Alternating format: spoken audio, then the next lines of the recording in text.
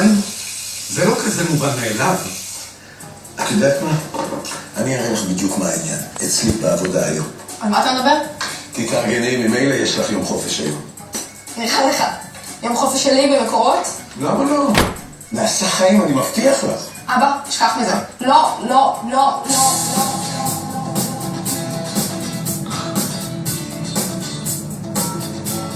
תחייכי קצת, אלי, את הולכת לעשות. לעשות חיים במקורות.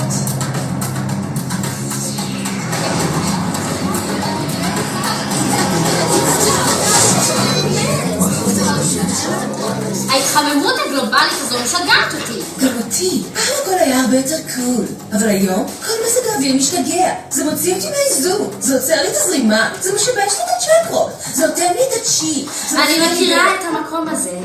זו ישראל. אוף, ישראל? מה זה יבש? נתקעתי שם פעם חודשיים במדבר. עשיתי סדנת ויפאסנה. לא דיברת? חודשיים? חייבים לבקר שם עוד פעם. אבל לא בא לי. אני מרגישה בעננים. אני מרחפת בשחקים. יאללה, בואי כבר. נעשה חיים. וואו, הנה הכנרת. איזה חיים נעשה שם?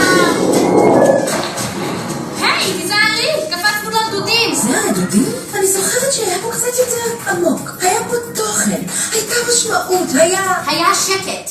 אוף, למה לא נחתנו במדבר? מה זה? תמיד נדבקים אלייך, את רואה? את פשוט צריכה להיות כמוני. לחשוב יותר צלול, יותר נקי. יותר צלול, בטח. בואי, אני מכירה מקום ששם אפשר קצת לנקות את הראש. נסתנן לשם. כמה מחשבים? אפשר לשחק? אנחנו לא בדיוק משחקים פה. אבל אמרת שעושים חיים. עושים הרבה בשביל החיים. את רואה את המשאבות הענקיות האלה? הן שואבות מים מהכנרת. מזל שהספקנו להגיע לראות את זה, כי בדיוק בעוד דקה אנחנו מסיימים לשאוב. מה זאת אומרת? אתם מפסיקים לשאוב מהכנרת? מפסיקים לשאוב להיום, מפסיקים לשאוב בשעות היום.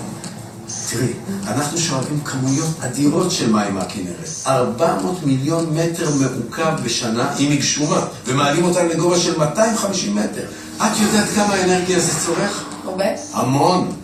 לכן אנחנו שואבים בלילה, כשהחשמל זול. בכלל, בקרוב אנחנו נפיק אנרגיה סולארית, נקייה. מקורות עושה הכל בשביל לחסוך באנרגיה, בעלויות, והעיקר זה לשמור על איכות הסביבה. אבא, אז מה עם המים? המים. זה תחילתו של המוביל הארצי. פרויקט הנדסי מדהים. מקורות בנתה אותו כבר בשנים הראשונות למדינה, ובזכותו אפשר היה להתיישב במרכז ובדרום. המוביל הארצי שמוביל מים מהכנרת עד הנגב, דרך כל הארץ. נו, אבא, אני ארפץ את זה, ספר לי משהו שאני לא יודעת. ידעת שהמוביל הארצי עובר בתוך ערים גבוהים, ושהוא חוצה ערוצים מאוד עמוקים. וזה מעניין. את למדת על חוק כלים שלובים? כיתה ה' כאילו. ואני דווקא מעדיפה את כל הכלים השטופים. זה שאני אוכלת, ואתה שוטף. אז כאן, כדי להעביר את המים מצד אחד של הערוץ לצד האחר, בנינו מערכת ענקית שמתבססת דווקא על חוק הכלים השלובים. אנחנו מזרימים את המים לצינור סנטרופול, כך המים זורמים עד למטה ועולים בחזרה מהצד השני של הערוץ בלי שום מאמץ. אבא, מה קורה לגשם שלא מגיע לכנרת? הוא פשוט מחלחל לאדמה ונעלם? מה פתאום? המים שמחלחלים לאדמה מצטברים מתחתיה כמי תהום בעקבות, ושם הם נשמרים. תהליך החלחול מסנן את המים באופן טבעי והם באיכות מעולה. איזו נסיעה ארוכה, התייבשתי. זו נווה כבר מפורסמת? זה בטוח שלא היית באפרטה? איפה כולם? משעמם. לגמרי משעמם. תגיד, מתאימה לך איזה יציאה עכשיו? מתאימה בלחץ. הנה היציאה.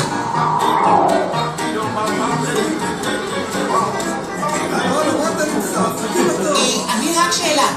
כן, אני איבדתי את המספר. מאוד אחריי מוטה, חכה טיפה.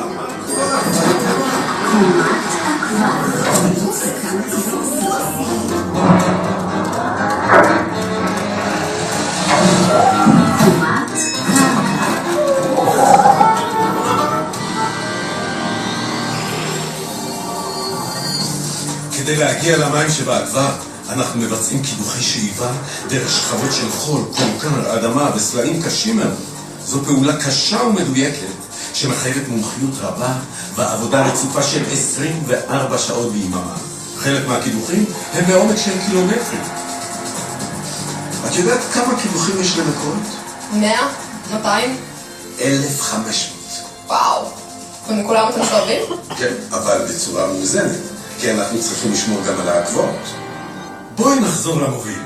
מהכנרת, המים זורמים דרומה ומגיעים למפעל הסינון המרכזי כאן. מפעל? זה בכלל לא נראה כמו מפעל. יש בזה משהו. במקום שבו היינו חייבים להקים את המפעל, היה יער אלונים. ובמסגרת השמירה על הטבע והסביבה, העברנו אותו למקום חדש. מאז אנחנו ממשיכים לשמור עליו.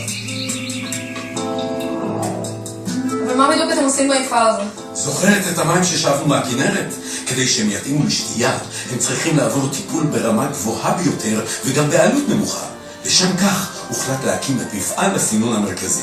המורכבות והחשיבות הרבה של המפעל הזה מחייבת תכנון מדויק עד לפרט האחרון.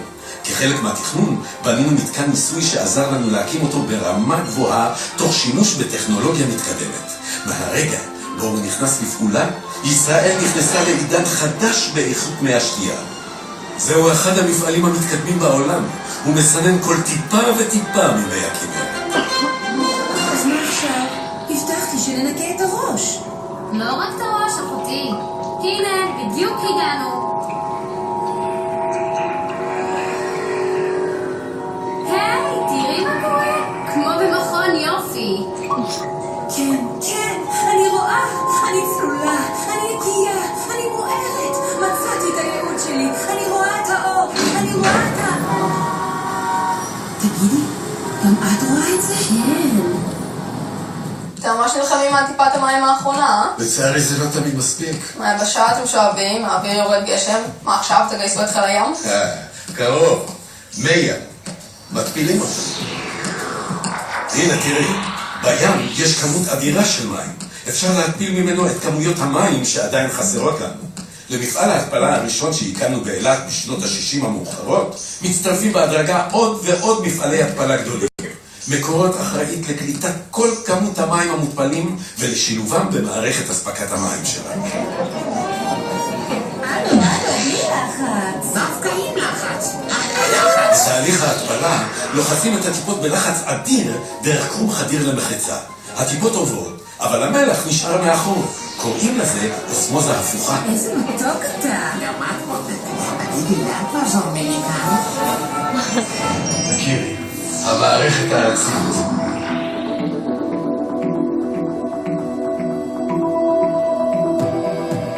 ושם מגיעים המים המותפלים?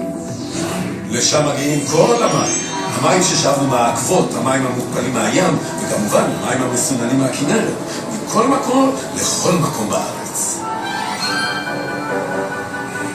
ירושלים אקספרס, עכשיו בקו החמישי החדש. ציור קברי צדיקים בגליל. תקרת מזל ויש שידור. אני רוצה לקבוץ לנגב, לטייל למדבר, להבריח את השממה.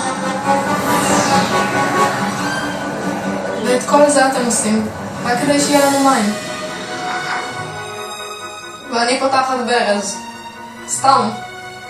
איזה לא לעניין זה. יש לנו ארץ ירוקה. זה ממש יפה. וגם חשוב. כל אלה גידולים חקלאיים והשקיה, וזה ממש לא מובן מאליו. אנחנו על גבול המדבר, את יודעת. מקורות מספקת מים לחקלאות בכל חלקי הארץ. בצפון, בדרום, בנגב, בערבה. רגע, אז מאיפה המים שמשקיעים איתם את השדות? זה מהכנרת, מהעקבות או מההתפלה? לא משם ולא משם. המים שאת מדברת עליהם נועדו לצריכה ביתית, לשתייה. כדי להשקות את השדות אנחנו ממחזרים אותם. כך אנחנו דואגים שיהיו מספיק מים איכותיים גם לחקלאות וגם לשתייה. איזה יום. עוד יום רגיל במקורות.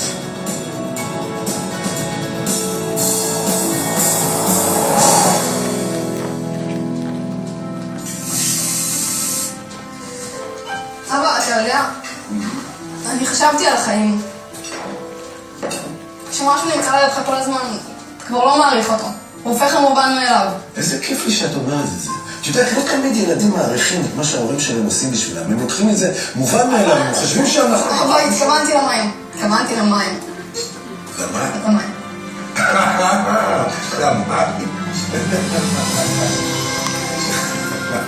מקורות עושה המון, וזה לא ברור מאליו שיש תמיד מים, שבלעדיהם אין חיים.